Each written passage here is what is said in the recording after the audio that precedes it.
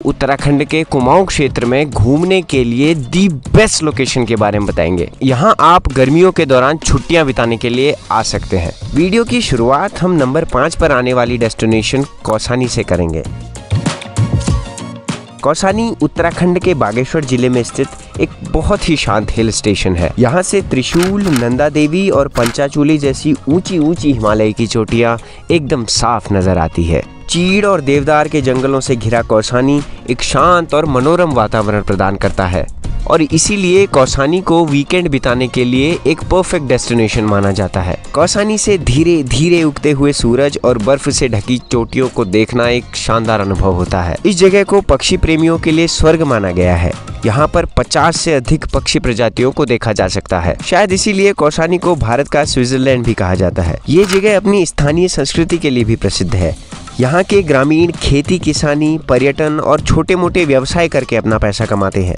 कौसानी में कुमाऊं की local language Kumaoni बोली जाती है, लेकिन यहाँ के पहाड़ी लोग हिंदी और अंग्रेजी भी आसानी से समझ और बोल लेते हैं। कौसानी घूमने का सबसे अच्छा समय अप्रैल से जून और अक्टूबर से फरवरी के बीच होता है। ये सुंदर हिल स्टेशन दिल्ली से लगभग 412 किलोमीटर की दूरी पर स्थित है। यहाँ का नजदीकी हवाई अड्डा पंतनगर में है और नजदीकी रेलवे स्टेशन काठगोदाम में है। दोनों ही जगह से आप बस या टैक्सी लेकर कौसानी आसानी से पहुंच सकते हैं। कौसानी में रहने के लिए आपके बजट गेस्ट हाउस से लेकर लग्जरी होटल और रिजॉर्ट तक सब कुछ मिल जाएगा। और हाँ, यहाँ के लोकल और डिलीशियस पहाड़ी व्यंजनों का स्वाद लेना मत भूलें। कौसानी के बाद चौथे नंबर पर आता है नैनीताल। नैनीताल उत्तराखंड में लगभग 2000 मीटर की ऊंचाई पर स्थित एक शांत झीलों का शहर है। इस शहर को अपनी खूबसूरत नैनी झील और आसपास के ऊंचे पहाड़ों के लिए जाना जाता है। नैनीताल में पर्यटकों के देखने के लिए बहुत कुछ है। सबसे पहले आप यहाँ पर शांत नैनी झील में बोटिंग का मजा ले सकते हैं। इसी झील में आप रंग बिरंगी मछलियों को शांत पानी में तैरते हुए देख सकते हैं। इस नैनी झील के किनारे आप नंदा देवी मंदिर के भी दर्शन कर सकते हैं। यहाँ से बाबा नीम करौली का कैंची धाम मंदिर भी केवल 17 किलोमीटर दूर है।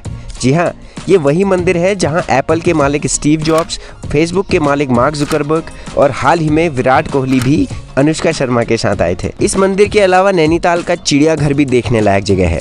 यहाँ पर आप विभिन्न प्रकार के वन्यजीव प्रजातियों, जानवरों और पक्षियों को निहार सकते हैं। इस चिड़ियाघर को देखने के बाद आप नैनीताल के tiffin top, snow view point और इको केव गार्डन में जा सकते हैं।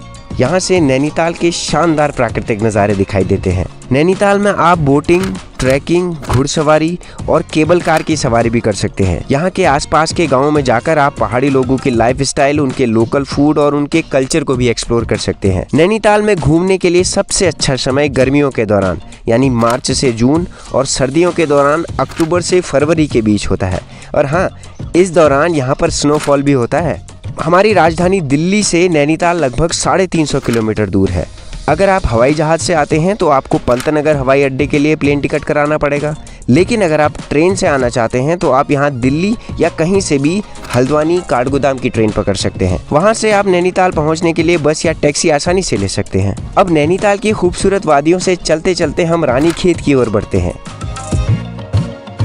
रानीखेत उत्तराखंड के अल्मोड़ा जिले में ऊंचाई पर बसा और स्पेशली इंडियन आर्मी को डेडिकेटेड एक हिल स्टेशन है। इस जगह को अपनी प्राकृतिक सुंदरता, साफ जलवायु और भारतीय सेना की मौजूदगी के लिए जाना जाता है। रानीखेत में भी घूमने के लिए बहुत कुछ है। यहाँ आने पर सबसे पहले आपको कुमाऊं रेजिमेंटल सेंटर म्यूजियम में जाना चाहिए। इस म्यूजियम में आपको कुमाऊं रेजिमेंट के इतिहास और उपलब्धियों की भरपूर जानकारी मिलेगी। इसके बाद आप रानीखेत के छोटे से आशियाना पार्क के मिनी चिड़ियाघर में टहल सकते हैं। रानीखेत का मनकामेश्वर मंदिर भी एक दर्शनीय स्थल है। इस मंदिर को भी कुमाऊं रेजिमेंट द्वारा बनाया गया था। रानीखेत में एक रानी झील भी है जहां पर आप बोटिंग भी कर सकते हैं। इसके अलावा रानीखेत में एशिया का सबसे अधिक ऊंचाई पर बसा गोल्फ कोर्स भी है जहां पर आप भी गोल्फ खेल सकते हैं। रानीखेत में घूमने और यहाँ आउटडोर एक्टिविटीज़ करने के लिए सबसे अच्छा मौसम मार्च से अक्टूबर के बीच होता है। नैनीताल की ही तरह यहाँ भी दिसंबर से फरवरी के बीच स्नोफॉल होता है। दिल्ली से रानीखेत अगर आप हवाई जहाज से आते हैं तो दिल्ली से आपको पंतनगर हवाई अड्डे के लिए प्लेन टिकट कराना पड़ेगा, लेकिन अगर आप ट्रेन से आना चाहते हैं तो आप हल्द्वानी या काठगोदाम की ट्रेन पकड़ सकते हैं। वहाँ से आप रानीखेत पहुँचने के लिए टैक्सी या बस ले सकते हैं। रानीखेत में भी आप यहाँ के पहाड़ी गाँव में लोकल फूड और पहाड़ी कल्चर को एक्सप्लोर कर सकते हैं। रानीखेत के बाद हम आगे बढ़ते हुए मुनस्यारी की ओर चलते हैं।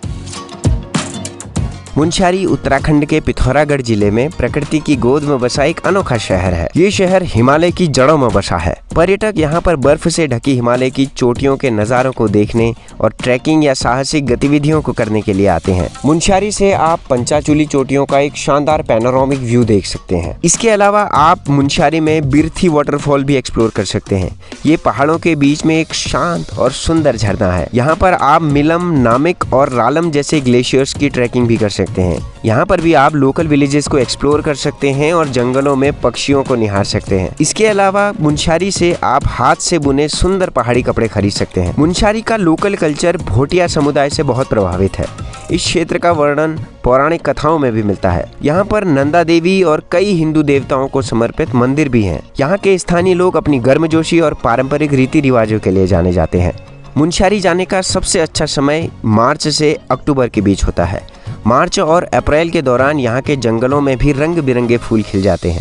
दिल्ली से मुनस्यारी लगभग 650 किलोमीटर दूर है। अगर आप हवाई जहाज से आते हैं तो आप पंतनगर हवाई अड्डे के लिए उड़ान भर सकते हैं, लेकिन अगर आप ट्रेन से आना चाहते हैं तो यहाँ भी आप हल्द्वानी या काठगोदाम की ट्रेन पकड़ सकते हैं। यहाँ से आप मुनस्यारी पहुँचने के लिए बस या टैक्सी किराए पर ले सकते हैं। मुनस्यारी में रुकने के लिए आपको बजट गेस्ट हाउस और होटल वगैरह भी मिल जाएंगे। मुनस्यारी का लोकल कुमाऊनी व्यंजन बहुत स्वादिष्ट माना जाता है, इसलिए अगर यहाँ आए तो इसे एक बार चखना न भूलें। मुनस्यारी के बाद नंबर 1 पर आने वाली जगह खूबसूरत तो बहुत है, लेकिन इसके बारे में बहुत कम लोग जानते हैं, इसलिए इसे हम एक ऑफ बीट प्लेस कह सकते हैं, यानी ऐसा ही जगह जहाँ पर बहुत कम लोग आते हैं लेकिन बहुत ही खूबसूरत है। जी हाँ, हम बात कर रहे हैं बिनसर की, जो उत्तराखंड के कुमाऊं क्षेत्र में स्थित एक सुरम्य हिल स्टेशन है। यहाँ आने के बाद आपका मन भी लौटने का नहीं करेगा।